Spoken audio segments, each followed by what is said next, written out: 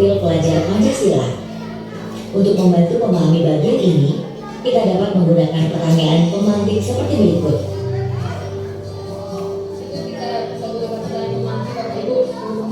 Tahap kedua, memahami tujuan mata pelajaran. Tujuan menjelaskan kemampuan atau kompetensi yang dituju setelah peserta didik mempelajari mata pelajaran tersebut secara keseluruhan.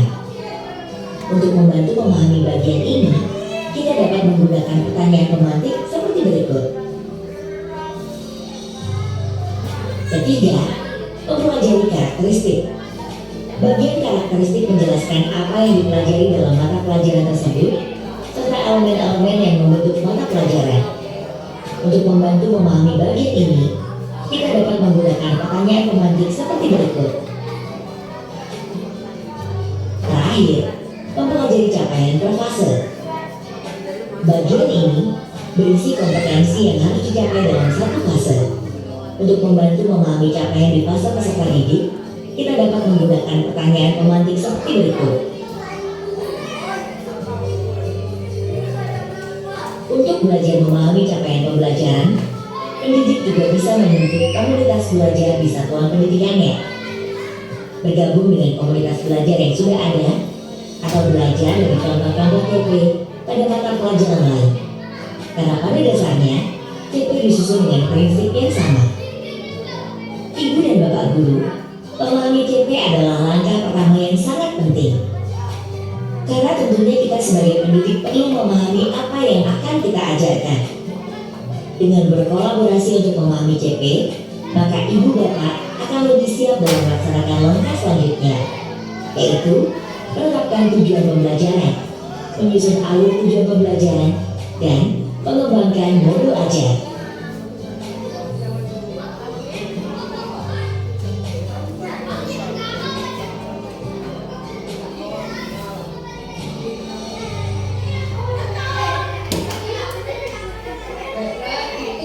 Video pertama tentang CP tadi. Jadi Bapak Ibu bisa tonton video tersebut dan ambil poin-poin yang penting di dalam video tersebut bisa catat.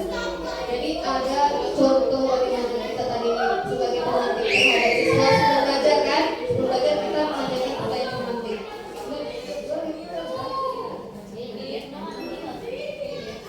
Ini untuk video yang kedua kita tonton sebentar ya Bapak Ibu.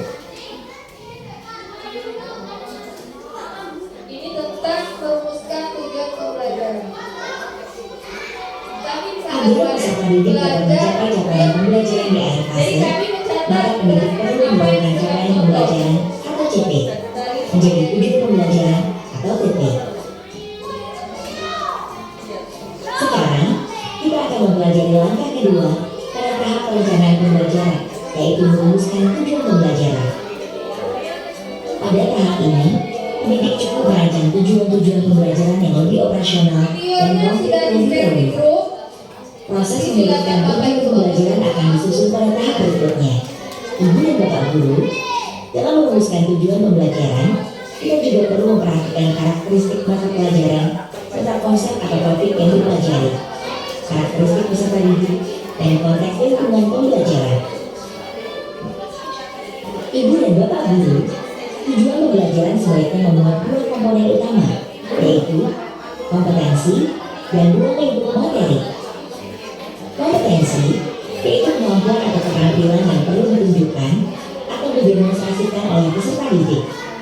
Untuk menentukan kompetensi, kita bisa menggunakan beberapa pertanyaan panduan seperti kemampuan apa yang perlu peserta didik tunjukkan secara konkret, cara berpikir apa yang perlu peserta didik tunjukkan. Lingkup materi yaitu konten dan konsep utama yang perlu dipahami pada akhir satu unit pembelajaran. Untuk kedalaman materi konten, Ibu dan Bapak dapat melihat CP dari fase sebelum dan sesudah dari fase yang diajarkan. Pertanyaan panduan yang dapat digunakan pendidik dalam menentukan lingkup materi antara lain, hal apa saja yang perlu dipelajari peserta didik dari suatu konsep besar yang dinyatakan dalam CP. Apakah lingkungan sekitar dan kehidupan peserta didik dapat digunakan sebagai konteks untuk mempelajari konten dalam CP. Yang perlu diperhatikan pada tahap kedua ini, yaitu tujuan pembelajaran adalah tujuan yang lebih umum, bukan tujuan pembelajaran harian. Tujuan instruksional umum bukan tujuan instruksional khusus. Saat merumuskannya, kita dapat menggali kata kunci yang kita temukan saat memahami capaian pembelajaran. Selain itu, dalam merumuskan tujuan pembelajaran, kita dapat menggunakan pendekatan-pendekatan teori, seperti pendekatan taksonomi Bloom yang telah direvisi oleh Anderson dan Fredwell di tahun 2001. Pendekatan tentang 6 bentuk pemahaman yang dikembangkan oleh Tighe dan Wiggins di tahun 2005, atau pendekatan 3 sistem dalam domain pengetahuan yang dikembangkan oleh Marzano. Selain ketiga teori ini, pendidik juga dapat menggunakan teori atau pendekatan lain selama teori tersebut dinilai relevan. Ibu dan bapak guru, dalam merumuskan tujuan pembelajaran, ada 3 cara yang dapat kita gunakan, yaitu alternatif 1, rumuskan tujuan pembelajaran secara langsung berdasarkan CP. Alternatif 2, rumuskan tujuan pembelajaran dengan menganalisis kompetensi dan lingkup materi pada CP. Alternatif ketiga, rumuskan tujuan pembelajaran lintas elemen CP. Cara merumuskan tujuan pembelajaran dengan 3 cara ini akan dibahas lebih detail dengan menggunakan contoh pada video selanjutnya. Ibu dan bapak dapat memilih alternatif yang dirasa nyaman atau sesuai dengan kebutuhan mata pelajarannya, atau mengembangkan cara sendiri dengan menggunakan prinsip yang sama. Kita juga bisa menggunakan tujuan-tujuan pembelajaran yang sudah disediakan pemerintah pusat di platform Merdeka Mengajar. Contoh-contoh ini dapat kita gunakan langsung atau dimodifikasi. Ibu dan bapak dapat menyesuaikan dengan kebutuhan dan proses belajarnya masing-masing.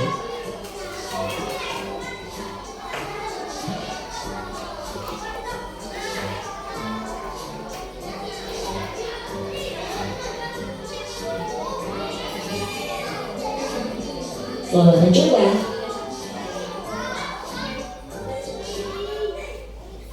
Bapak Ibu, itu video yang kedua tadi itu tentang pembelajaran.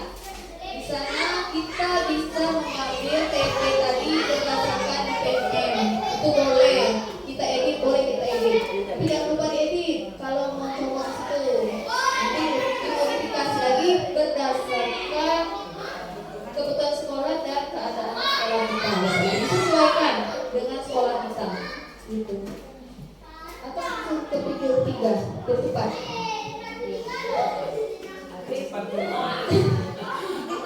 Awak banyak pertanyaan Lanjut ke video 3, di sini kita menyusun ATP final.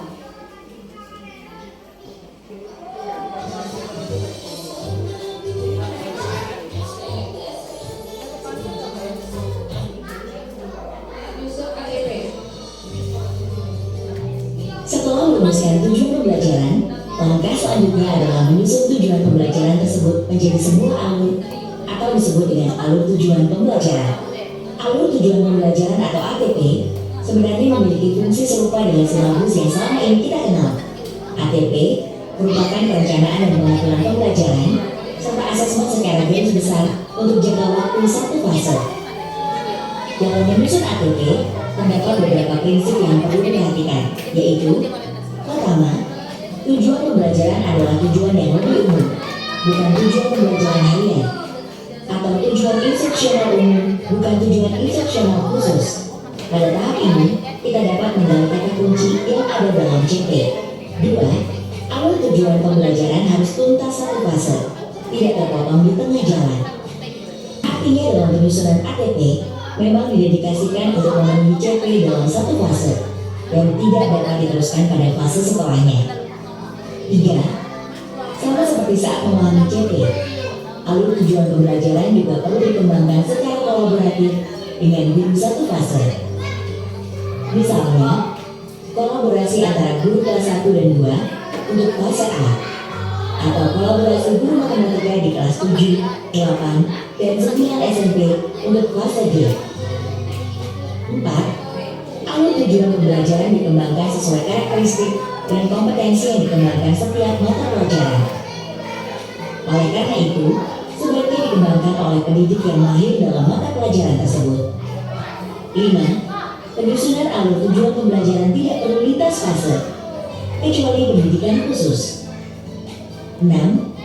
Metode penyusunan alur tujuan pembelajaran harus logis dan disusun dari kemampuan yang sederhana lebih rumit. Hal ini dapat dipengaruhi oleh karakteristik mata pelajaran, pendekatan pembelajaran yang digunakan, misalnya dalam matematika, penjumlahan dan pengurangan diajarkan lebih dahulu daripada peserta atau mengajarkan penyusunan kalimat efektif dahulu, baru mengajarkan penyusunan paragraf pada mata pelajaran bahasa Indonesia. 7. Dokumen alur tujuan pembelajaran disajikan dengan sederhana dan langsung ke intinya, agar dia dipahami oleh pendidik lain yang membaca. Jika satuan pendidikan memutuskan proses kerja dan menyusun ATP, bisa disajikan sebagai lampiran. 8. Karena alur tujuan pembelajaran yang disediakan Kemendikbudristek merupakan contoh, maka alur tujuan pembelajaran dapat bernomor atau huruf untuk menunjukkan urutan dan tuntas penyelesaiannya dalam satu fase.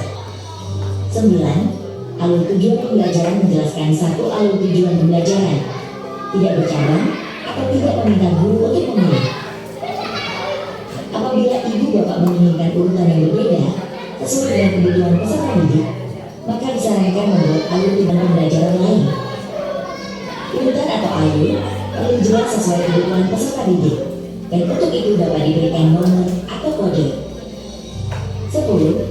Alur tujuan pembelajaran fokus pada pencapaian CP, bukan profil pelajar Pancasila, dan tidak perlu dilengkapi dengan pendekatan atau strategi pembelajaran atau pedagogi. Dalam menyusun dan menurunkan TP menjadi ATP, ibu bapak juga dapat memilih dan mengacu berbagai cara yang diuraikan dalam tabel berikut. Berikut adalah ilustrasi dari ATP. Ilustrasi ini menggambarkan peta perjalanan yang akan dilalui peserta didik untuk menyelesaikan sebuah fase. Dalam perjalanannya, peserta didik akan melewati tujuan pembelajaran secara bertahap sampai nanti di ujung fase. Satuan pendidikan bisa memilih untuk menggunakan contoh ATP yang disediakan oleh Kemendikbudristek atau memodifikasi ATP sesuai dengan kebutuhan peserta didiknya. ATP ini dikembangkan untuk setiap fase CP. Setiap fase terdiri atas 1-3 kelas. Oleh karena itu, dalam menyusun alur tujuan pembelajaran, pendidik perlu berkolaborasi dengan pendidik lain yang mengajar dalam fase yang sama, agar tujuan pembelajaran dapat disusun secara berkesinambungan. Dalam proses merancang pembelajaran,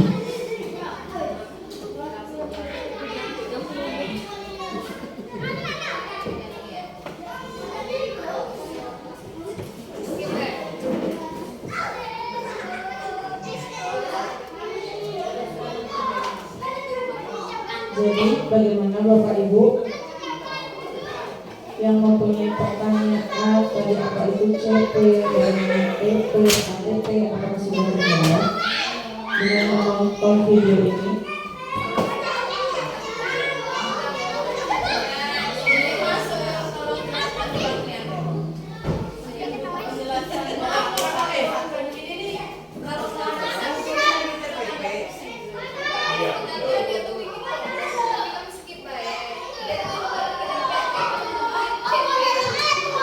CP nanti turunkan ke CP dan bikin ATP dulu.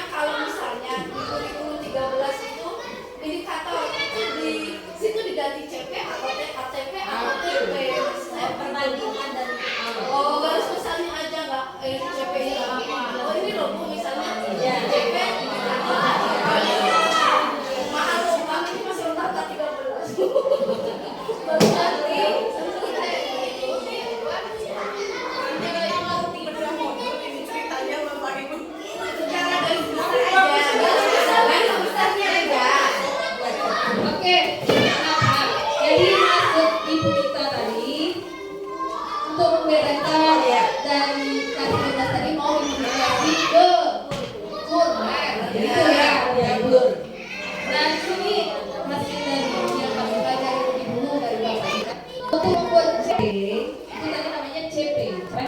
Sebelum kita membuat CP, kita harus membuat CP dulu. CP ini kita buat berdasarkan backup yang sudah kami kirim dengan Bapak Ibu di grup. Ada backup tahun 2024 kemudian sampai pembelajaran. Boleh kita di sini sinyal habis.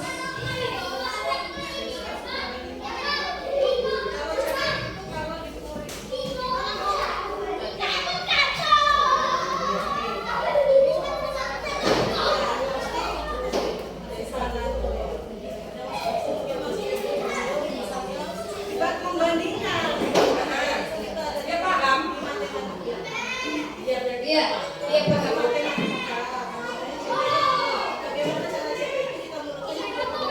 Iya.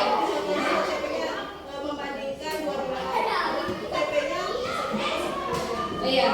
Oke. Bapak Ibu, untuk kita turunkan ke TP itu tadi kita backup ada. Di backup yang kami kirim dengan Bapak Ibu itu ada. Tinggal Bapak Ibu modifikasi sesuai dengan kebutuhan siswa.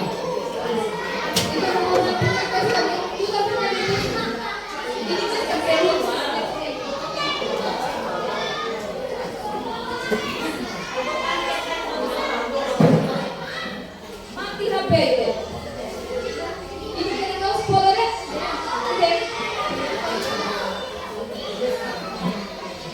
Ya, di backup nanti itu ada contoh materi untuk pasar. Di sini kan kalau bukan kelas, kalau baca kelas, kalau yang mengerti.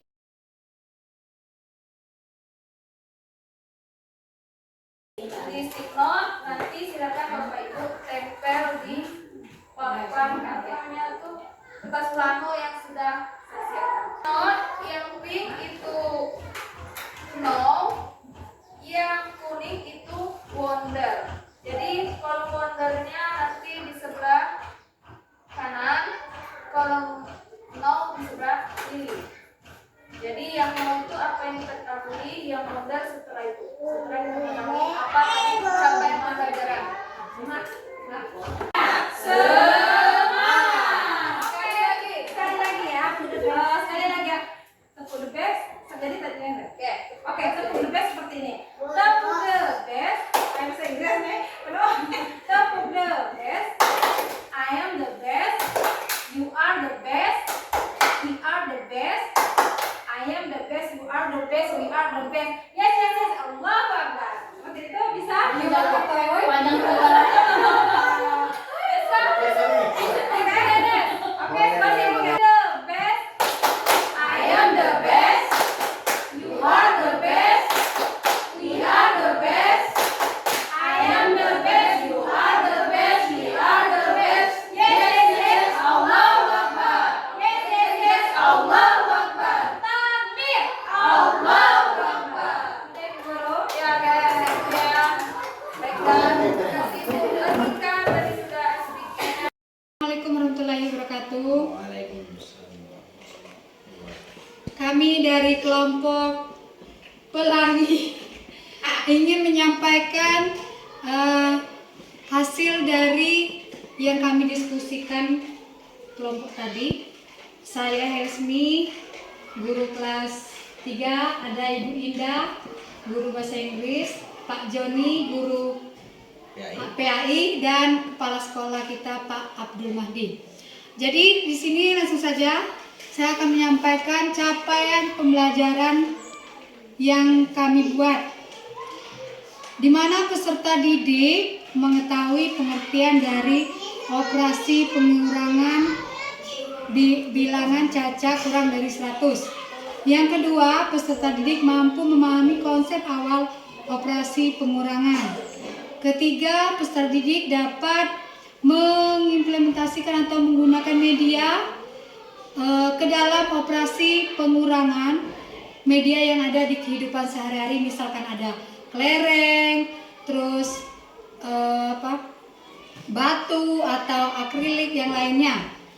Kemudian alur dari tujuan belajar peserta didik mampu memahami pengertian dengan mengajak peserta didik tersebut membaca buku tentang pengertian pengurangan. Yang kedua, peserta didik juga belajar mengurangi menggunakan bersusun ke bawah dan lain-lainnya. Nanti peserta didik juga diajak menggunakan alat bantu atau media sebagai mengenal konsep dari pengurangan tersebut. Ya tadi seperti Budi memiliki 5 kelereng, kemudian Andi memiliki 2 kelereng. Terus punya Budi ini dikurangkan dengan kelereng Andi tadi. Berapa lagi kelereng yang bersisa? Misalkan seperti itu. Terus tujuan pembelajaran. Tujuan pembelajaran yang kami buat pertama, peserta didik dapat memahami pengertian operasi pengurangan. Yang kedua, peserta didik dapat memahami konsep operasi pengurangan bersusun ke bawah. Yang ketiga, peserta didik juga mampu menggunakan media pembelajaran yang berada di kehidupan sehari-hari atau di lingkungan sekolah. Itulah yang dapat kami sampaikan dari kelompok Pelangi. Semoga dapat menginspirasi dan bermanfaat. Wassalamualaikum warahmatullahi wabarakatuh. Waalaikumsalam. Sip. Baiklah Bapak Ibu, terima kasih. Hari ini kita sudah sama-sama belajar di konten kita tentang tadi capaian pembelajaran, tujuan pembelajaran, dan alur tujuan pembelajaran. Semoga ilmu yang kita dapat hari ini bisa kita terapkan pada kegiatan pembelajaran kita sehari-hari untuk mendidik serta didik kita. Baiklah Bapak Ibu, saya akhiri. Wabillahi taufiq wal hidayah. Wassalamualaikum warahmatullahi wabarakatuh. Waalaikumsalam. Kami dari kelompok Mawar ingin menyampaikan CP yang telah kami sampaikan.